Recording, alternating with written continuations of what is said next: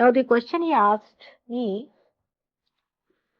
was in the nature of an inquiry of a person who wants to find out what is the proof that there is God. How are we to convince people what is God? That we have to achieve something as far as God is concerned? How are we to convince them that we have got all these centers within us and that you have to achieve that realization? Then also, how are we to prove to others that you have achieved your realization?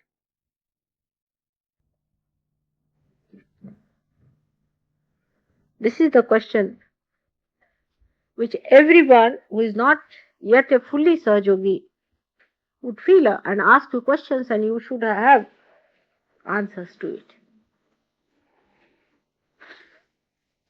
The first and foremost question is, how do we prove that there is God? Because you assume that there is God, because somebody has said there is God. Now, what are the ways of proving this, that there is God? So, we have to attack the question first from the reasoning point of view, that we should be able to tell people that there is God through reason, not through experiencing, because they have to be prepared for it. There will be many who really do not believe in God, but just out of fashion they are saying, all right, we accept, because they want to keep a peace and a compromise. But how you start about convincing them rationally?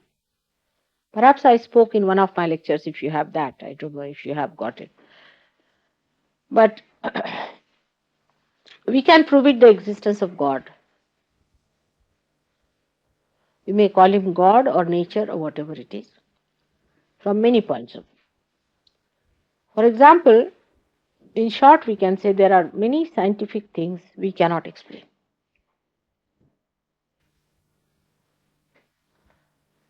We cannot explain how the periodic laws were established without somebody being there. Periodic laws of chemical substances or the elements that exist on this earth is so regular and so properly plotted down that you can see there must be some plotter, otherwise it cannot be done. I mean, if you want to avoid it, you can avoid it, but there must be someone. Say we come in this room and find everything properly organized, lit up, and we should know there must be somebody who has done it.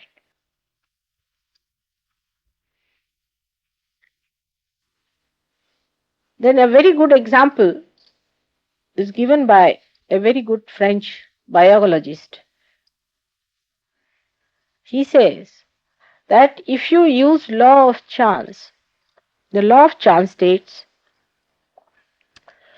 that if you have got 50 red pebbles and 50 white pebbles put in a jar, and if you shake that jar, it goes into a chaotic condition. And the distribution of these pebbles is in a chaotic way.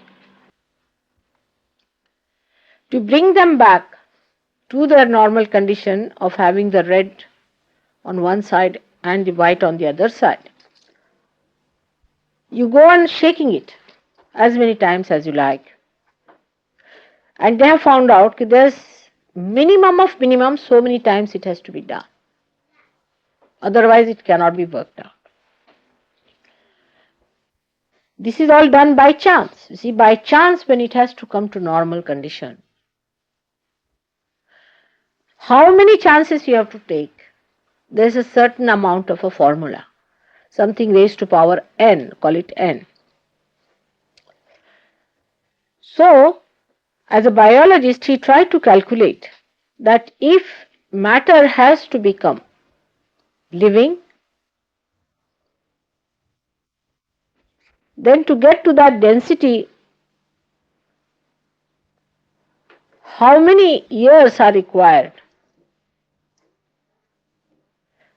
By the law of chance, to bring forth a living cell, one cell. And he found out that billions and billions and billions of years, if this law of chance works out, then only one unicellular animal can be created.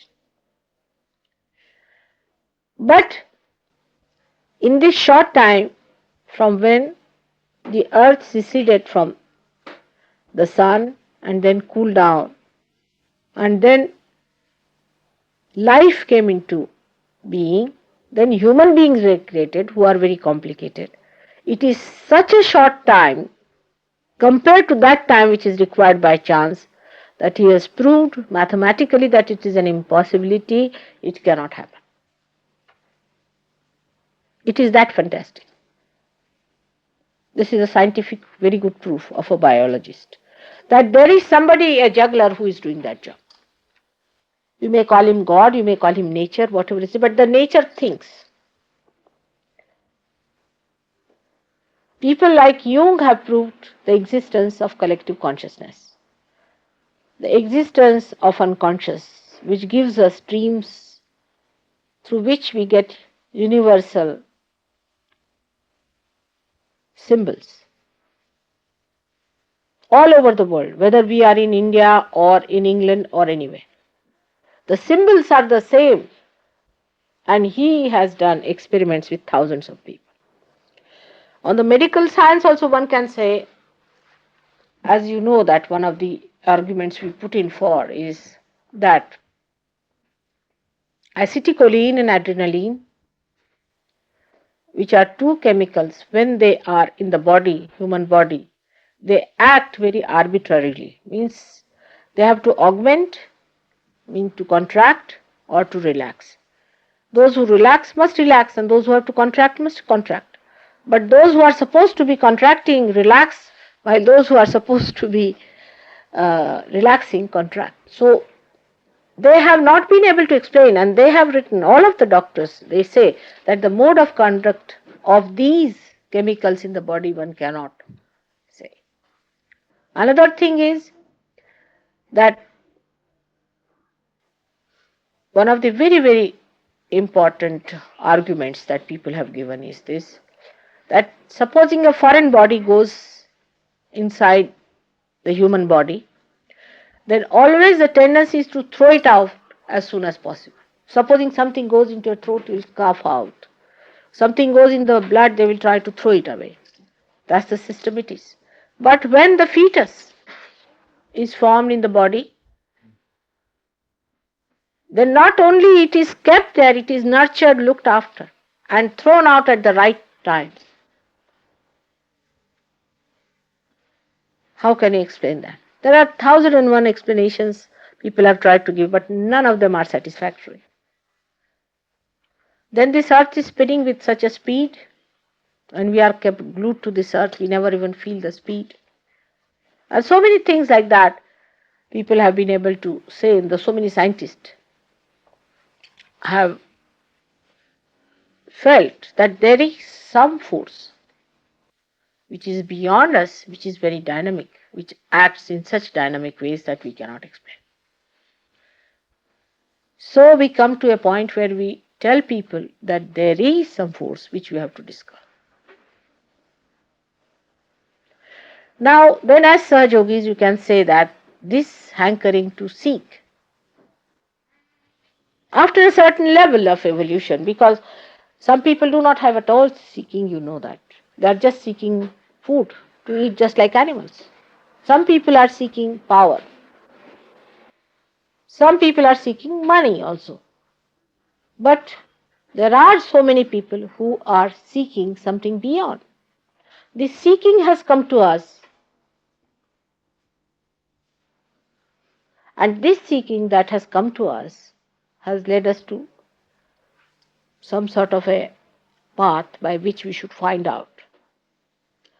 Now you have seen with your naked eyes a Kundalini rising at my feet. You have seen the pulsation of the Kundalini taking place. That nobody can do. There is no mesmerism, nothing.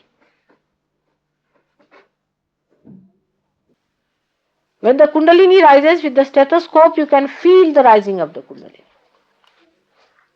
With the rising of Kundalini, you have known that we have cured people of different diseases. Even a person who was just dying, whom doctor had decided that they are dead and to be buried very soon, have been cured.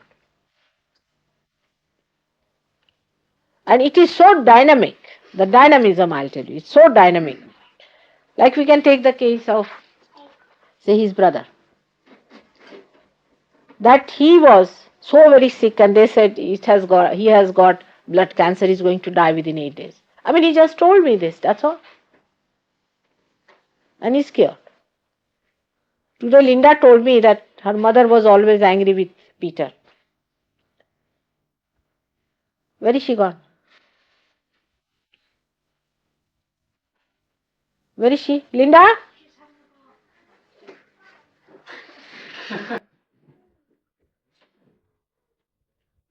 So, she told me that the mother would never talk to Peter. She was very angry with him always. She would never talk to him. But she told me all these things. And suddenly she found that now she's become very good and congenial and nice and talking. You have seen such transformations coming among many, many, many people. How people are changing, transforming. This is absolutely dynamic. You cannot do it. So many sick people are suddenly cured only through attention. There must be something about it. And that is how you have to convince people about Sahaja. But after getting realization, you just see the Kundalini, you see the rising of the Kundalini, you also feel the vibrating force of Kundalini. You also see how you got cured, how you got out of your problems, how you were in trouble, what problems you had.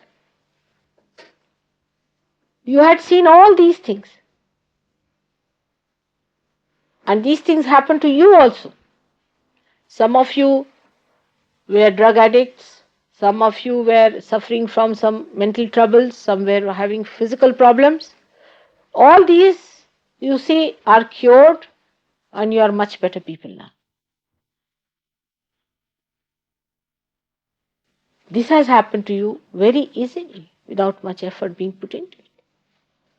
It is not possible to get rid of these things easily. Definitely you can raise the Kundalini, you can feel the Kundalini. You know for definite that when you say that person has got his left Swadhisthana or anything, everybody says the same and you are sure of it. It is not possible for everyone to say the same thing, even the children saying the same thing about a person, and he says also it is verified.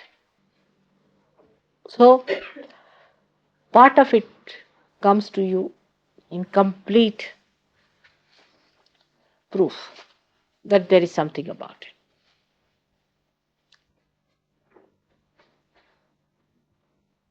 Second part also comes to you as a proof because now you know there are vibrations flowing into it. There's no jugglery about it. And then you can feel it very clearly. You have raised the Kundalini of many people. You have given them realization. Even the photograph has given realization. You know for definite it is so.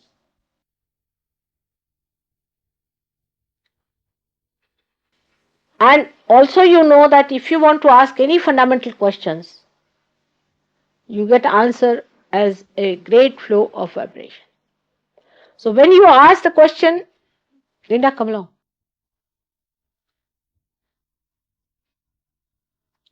When you ask the question whether there is God, immediately you get tremendous vibrations proving that there is. You ask some questions which you know for definite and say, is it so? And you know that it is not so. Definitely, you do not get any vibrations. That's how relatively you know when do you get vibrations, when you don't get vibrations. If you ask a very big fundamental question, you get vibrations of a very strong nature. But in ordinary things, you might get a little. So it proves that the vibrations speak to you as vibrations. This should prove that there is God because you have asked on vibrations and you have found that there are vibrations and that there is God.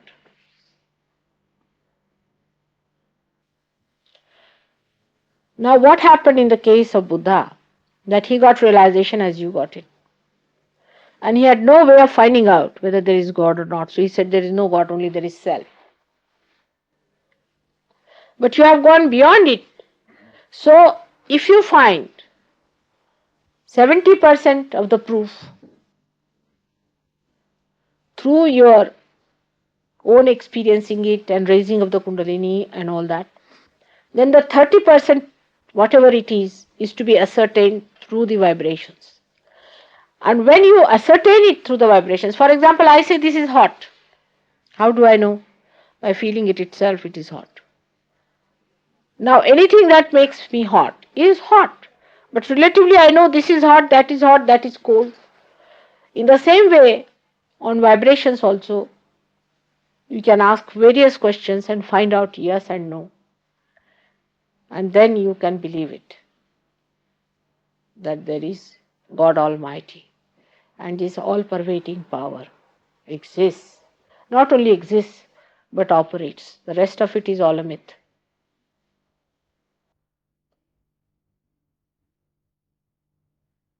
But when you rise in Sahaja Yoga, being Sahaja,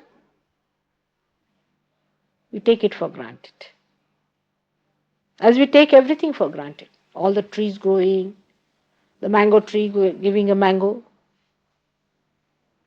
guava tree only gives guavas. We never try to find out how in one little seed so much is built in, so much is programmed. We take it for granted all these great miracles of the world. In the same way, we take this miracle also for granted. This is what Maya is, that it makes everything look so simple and straight. And you just start taking it for granted. Then you have to understand that it is not to be taken for granted.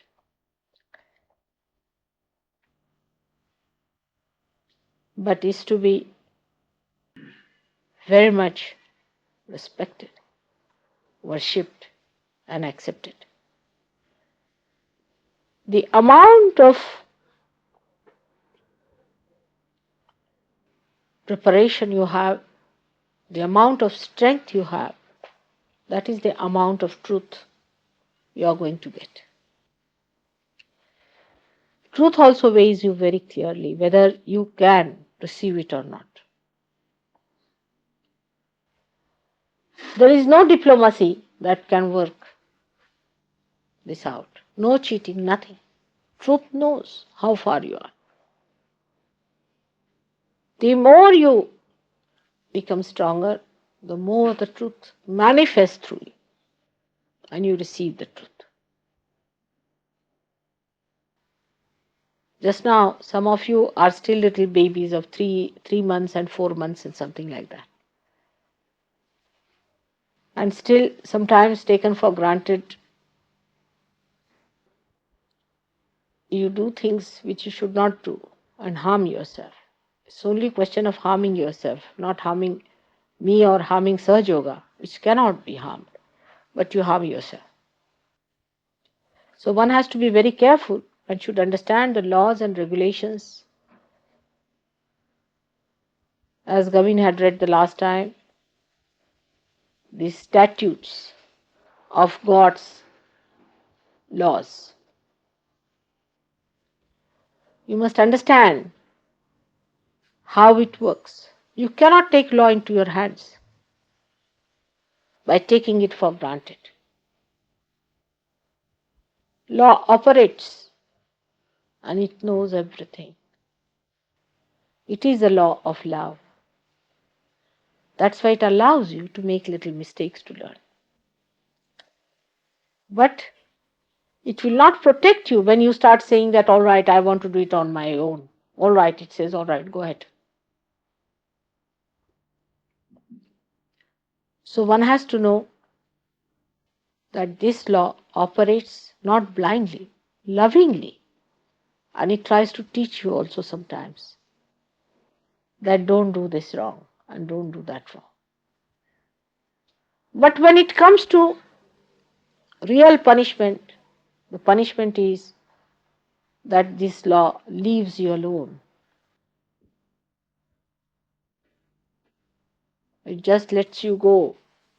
The attention recedes. That's the worst thing that can happen to anyone. That you are not in the attention of God is the worst thing. So even if you make mistakes, doesn't matter. Pray for the attention of God always. Because the attention of God is the law of love. You cannot cheat it. Everything is known. Every word you say is known. Every word you don't say is known. Every thought that comes in you is known. So purify yourself with love, understanding. Try to purify and tell yourself that I have to purify myself as much as possible. With purification only you will have the proper strength. If you are not purified, then there won't be any strength for you to bear the truth.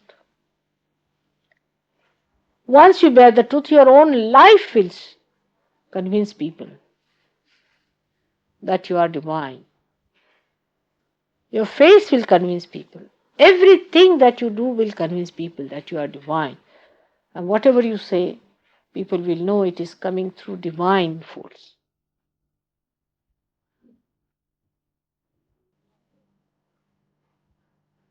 May God bless you all.